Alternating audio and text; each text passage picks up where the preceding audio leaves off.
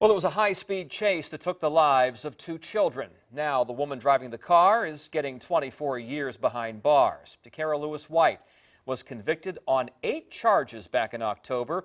Police say she was driving over 100 miles an hour when she lost control on an exit ramp on I-264.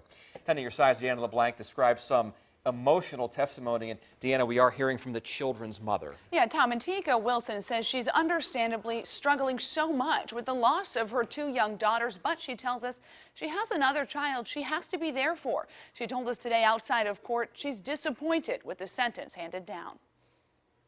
I'm just here, and it's like I'll never see my girls again. A mother still struggling with the loss of her 5- and 8-year-old daughters at the hands of Takiara Lewis-White, now struggling to understand the judge's decision not to sentence their killer to the full time recommended by the jury. I'm a little disgusted,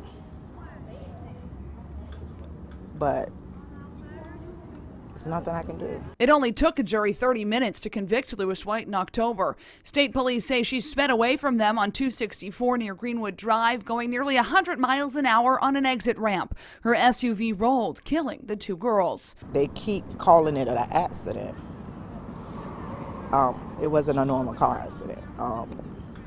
She was being reckless for the sake of herself. A total of 39 years was on the table, but the judge today decided to let Lewis-White serve both murder sentences at the same time, cutting her time behind bars to 24 years. I was a little disappointed. Lewis-White, seen here in an earlier court appearance, apologized on the stand today, telling the judge she wished she died instead of the girls. But those words fell flat to Takiara Wilson, who doesn't believe Lewis-White actually takes responsibility for the crash. She may say that she take the blame for it. That's for the court. But how she really feels is something different. And Lewis-White's own 1-year-old son was also in that car crash, but he survived. I'm Deanna LeBlanc. 10 on your side.